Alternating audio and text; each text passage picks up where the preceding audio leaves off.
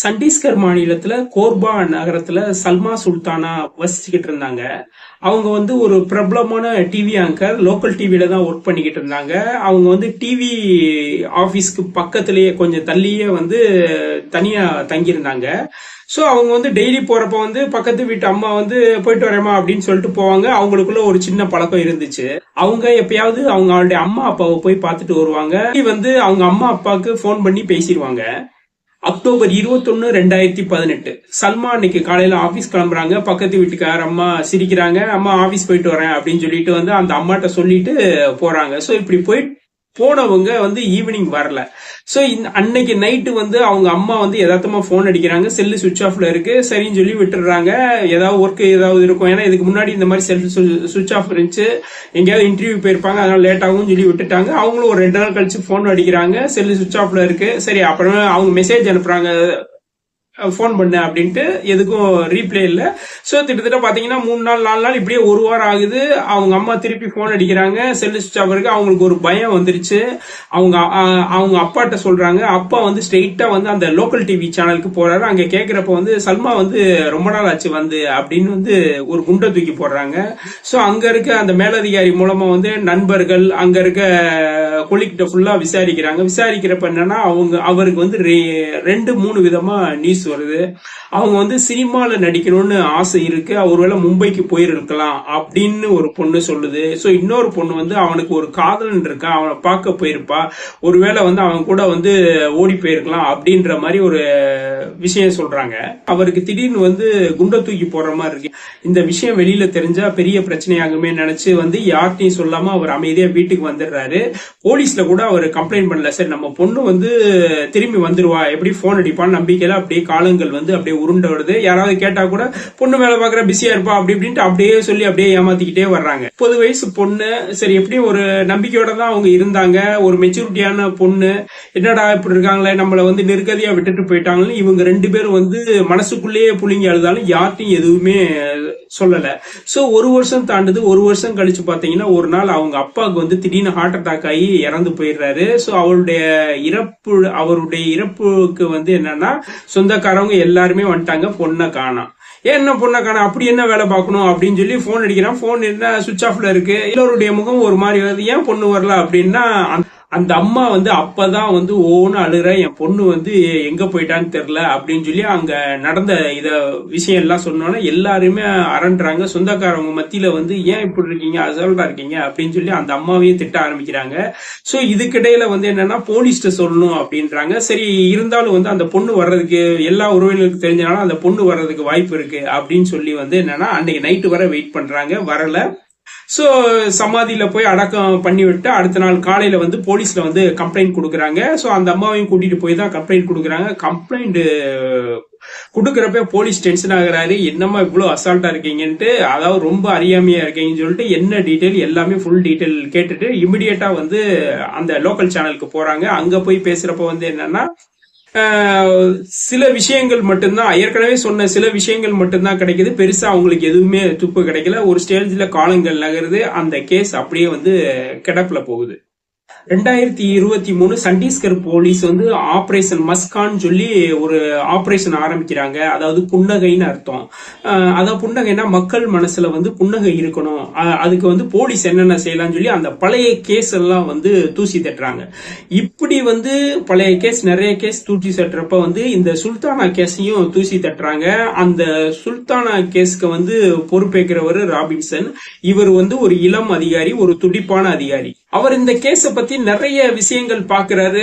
நிறைய மிஸ்டேக் இருந்துச்சு இந்த கேஸ்ல, வந்து பல விஷயங்கள் வந்து கண்டுபிடிக்க முடியாம இருந்துச்சு. இதெல்லாம் அப்பயே சால்வ் பண்ணிருக்கலாமே அப்படின்னு சொல்றாரு. அந்த கேஸ வந்து இமிடியேட்டா தன்னுடைய மேற்பார்வையில வந்து கவனிக்கிறாரு. அவர் வந்து என்னன்னா சல்மாவுடைய நண்பர்கள்ட்ட விசாரிக்கிறாங்க, ஸ்கூல் ஃப்ரெண்ட்ட விசாரிக்கிறாங்க, காலேஜ் ஃப்ரெண்ட்ட விசாரிக்கிறாங்க, ஆபீஸ்ல விசாரிக்கிறாங்க. சோ அவங்க பத்தி டீடைல் எல்லாமே விசாரிக்கிறப்ப அவங்களுடைய பேங்க் அக்கவுண்ட் டீடைல் கேக்குறாங்க. அந்த பேங்க் அக்கவுண்ட் டீடைல் கேட்கிறப்ப வந்து பாத்தீங்கன்னா union bank of India. So அந்த இது கேட்கிறப்ப அது ஆக்டிவா இருக்கு அப்படின்றாங்க. என்னடா இது ஒரு ஆச்சரியமா இருக்குன்னு பாத்தீங்கன்னா அந்த பேங்க் டீடைல் எங்க இருந்து வருது அதோட லிஸ்ட் ஃபுல்லா எடுக்கிறாங்க. பாத்தீங்கன்னா பேங்க்ல வந்து 2015 வந்து 5 லட்சம் ரூபாய் கடன் வாங்கியிருக்கு. ஆனா வந்து மாதம் தவறமா இஎம்ஐ வந்து பேமெண்ட் வந்து வந்துகிட்டே இருக்கு அப்படின்னா இவங்களுக்கு ஷாக் ஆயிடுச்சு. சோ என்ன பேர்ல வந்திருக்குன்னு பாக்குறாங்க. வந்து பாத்தீங்கன்னா அதே பகுதியில இருக்க இன்னொரு ஊர்ல கங்காஸ்திரி ஜிம் அக்கௌண்ட்ல இருந்து வருது அப்படின்னோட இமிடியேட்டா கங்காஸ் போறாங்க. அங்க இருக்க ஓனர் யாருன்னு விசாரிக்கிறாங்க. சோ அவர்கிட்ட நம்பர் எல்லாமே வாங்குறாங்க. ஓனர் அப்ப இல்ல. ஓனருக்கு இமிடியேட்டா போன் பண்ணி வாங்க அப்படின்றான். நான் வெளியில இருக்கேன் அப்படின்றான். சரி சீக்கிரம் வந்துருங்க அப்படின்னு சொல்லிட்டு விட்டுறாங்க. ஒரு நாள் 2 நாள் ஆகுது. அவனுடைய போன் எதுவுமே வரல, எதுவுமே தெரியல. போன் பண்ணிச்சா போன் சுவிட்ச் ஆஃப்ல இருக்கு. சோ இமிடியேட்டா வந்து அந்த அவன் இருக்கிற வீட்டு அட்ரஸ்க்கு வந்து போறாங்க. அங்க இருந்து அவனை தூக்கிட்டு வர்றாங்க. என்ன சொல்றான்னா, நானும் அவளும் வந்து லவ் பண்ணோம் சார், என்கிட்ட நல்லா தான் சார் பேசிக்கிட்டு இருந்தா அப்படின்னு சொல்லி அவன் ஒரு கதையை சொல்றான். ஒரு பேமெண்ட் விஷயம் வந்து 5 லட்சம் வாங்கிட்டு வந்து இது அவங்க வந்து வாங்கிட்டு என்னை ஏமாத்திட்டு போயிட்டாங்க சார், நான் வந்து கட்டிக்கிட்டு இருக்கேன் அப்படின்ற மாதிரி ஒரு வித்தியாசமான ஒரு கதையை சொல்றான். ரெண்டாவது அந்த போன் ட்ரேஸ்லயும் பாத்தீங்கன்னா இவங்க தான் லாஸ்ட் பேசினது. ஆனா வந்து செல்லு வந்து சுவிட்ச் ஆஃப் ஆகல. சோ கேப் கழிச்சுதான் அவங்களுக்கு வந்து சரின்னு சொல்லி இவனை வந்து விட்டுறாங்க. இவனை விட்டுட்டாலும் அந்த போலீஸ் ஆபீசருக்கு வந்து சந்தேகம் இருந்துகிட்டே தான் இருந்துச்சு. சோ இவனை வந்து பின் தொடர்ந்து வர ஆரம்பிச்சாங்க. இவனுடைய போன் பழைய 5 வருஷத்துக்கு முன்னாடி இருக்க போன் எல்லா ரெக்கார்டுமே எடுக்க ஆரம்பிச்சாங்க. சோ எல்லாமே வந்து அந்த ரெக்கார்டு ஃபுல்லாவே வந்து விசாரணை வந்து ஆரம்பிக்குது. அது ஒரு சைடு போயிட்டே இருக்கு. இந்த நேரத்துல வந்து ஒருத்தவர் வந்து வேக வேகம் வந்து அன்னைக்கு வந்து போலீஸ் ஸ்டேஷன்ல வந்து கேக்குறாரு, எஸ்பி சாரை பார்க்கணும் அப்படின்ட்டு. என்ன விஷயம்னா, எனக்கு வந்து சுல்தான் கேஸை பத்தி டீட்டெயில் தெரியும் அப்படின்னா இமிடியேட்டா எஸ்பி சார் வந்து கூப்பிட்டு என்ன விஷயம் எல்லாமே ஃபுல் டீட்டெயில் சொல்றாரு. சார், இந்த ஜிம்ல வந்து ஒரு பையன் வேலை செய்யறான் சார், அவன் வந்து ட்ரிங்க்ஸ் அடிச்சுட்டு என்கிட்ட சொன்னான் சார், அந்த பொண்ணை வந்து கொண்டு புதைச்சிட்டோம் அப்படின்னு சொன்னா சார். இமிடியேட்டா வந்து அவனையும் அரெஸ்ட் பண்றாங்க. சோ ஜிம்மோட ஓனரும் அரெஸ்ட் பண்றாங்க. ஜிம்மோட ஓனர்கிட்ட வந்து அடி விசாரிக்கிற விசாரணையில வந்து அவன் வந்து ஒரு ஸ்டேஜ்ல வந்து உண்மையை கக்கிறான். அந்த பொண்ணு வந்து என்னை வந்து ரொம்ப டார்ச்சர் பண்ணுச்சு சார், நாங்க 2 பேரும் லவ் பண்ணோம். ஒரு ஸ்டேஜ்ல வந்து எங்க வீட்லயே லிவிங் டுகெதர் மாதிரி வந்து ஹஸ்பண்ட் ஒய்ஃப் மாதிரி இருந்தோம். சோ பல விஷயங்கள் நடந்துச்சு. அவ வேலைக்கு போற மாதிரி போயிருவா. சோ இப்படிதான் இருந்துச்சு. வேலைக்கு போவா வந்தா. சோ நான் தான் அந்த பொண்ணு வந்து இந்த பொண்ணு எப்படின்னா ஜிம்ல இந்த பொண்ணு சேர்ந்திருக்கு. சோ இந்த பொண்ணுக்கு வந்து இவன் ஜிம் ஓனர் தான் இந்த பொண்ணுக்கு வந்து என்னன்னா தன்னுடைய கட்டளை காமிச்சு, தன்னுடைய அழகை காமிச்சு ஜிம்ல வந்து உடற்பயிற்சி செய்யற மாதிரி அந்த பொண்ணை வந்து மயக்க ஆரம்பிக்கிறான். தன் அழகால வீழ்த்தி அந்த பொண்ணை வந்து லவ் பண்ற மாதிரி வச்சு அவன் வந்து அந்த பொண்ணை வந்து அனுபவிக்கிறான். சோ இதுக்கு முன்னாடி இவனுடைய விஷயம் என்னன்னா, இவன் வந்து எப்படின்னா இந்த ஜிம்ல வர்ற பொண்ணை குறி வைக்கிறது, அவங்களுக்கு வந்து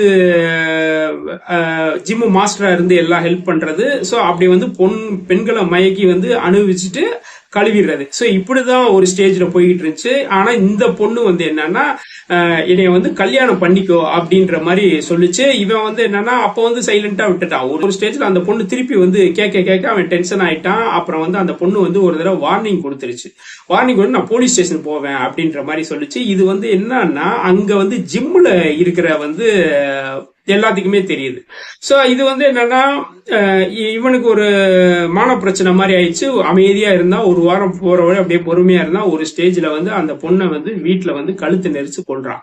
சோ கொண்ட பின்னாடி என்னன்னா அவன் ஜிம்ல இருக்க ஒரு பையனையும் கூப்பிடுறான், அவனுடைய ஃப்ரெண்டையும் கூப்பிடுறான். இவங்க 3 பேர் சேர்ந்து கார்ல வந்து அந்த பெண்ணுடைய உடலை வந்து போர்வேல சுத்தி வந்து கார் பின்னாடி வச்சு வந்து என்னன்னா போறாங்க. அப்ப அங்க இருக்க மெயின் ஹைவேல வந்து என்னன்னா பெரிய ரோடு வரப்போகுது. அதுக்காக பள்ளம் தோண்டி வச்சிருக்காங்க. இந்த மாதிரி இவங்க என்ன நினைச்சாங்கன்னா, இந்த பள்ளத்துக்குள்ளேயே நம்ம போட்டுட்டோம்னா எந்த விதமான பிரச்சனையும் வராதுன்னு சொல்லி வந்து ஒரு 8 அடி ஆழம் அந்த பள்ளத்துல உள்ள போட்டுட்டு மண்ணை லைட்டா ஓரளவு மூடிட்டு சோ அப்ப ஆட்டோமேட்டிக்கா எஸ்கேப் ஆயிடுறாங்க. சோ இது வந்து என்னன்னா ஒரு கட்டத்துல நடந்து முடிஞ்சது. சோ இப்ப என்னன்னா இந்த பொண்ணு இறந்துட்டான்ற விஷயம் வந்து போலீஸ்க்கு வந்து தெரிஞ்சிருச்சு. அதுக்கடுத்து என்னன்னா இது வந்து கோர்ட்டுக்கு வருது. கோர்ட்டுக்கு வர்றப்ப அது வந்து என்னன்னா ஒரு கிட்டத்தட்ட ஒரு பெரிய நீண்ட இடமா தோணும் அப்படின்னு வந்து சொல்லியிருந்தப்ப வந்து இவன் சொன்ன வாக்குமூலத்துல வந்து இந்த ஒரு பெரிய ஆலமரம் இருக்கு சார்னா அது பக்கத்துல இருக்க ஏரியாவெல்லாம் தோண்டுங்கன்னு சொல்லி ஆர்டர் கொடுத்துடுறாங்க. சோ இமிடியேட்டா அதுக்கான விஷயங்கள் நடக்குது. சோ தோண்ட ஆரம்பிக்கிறாங்க.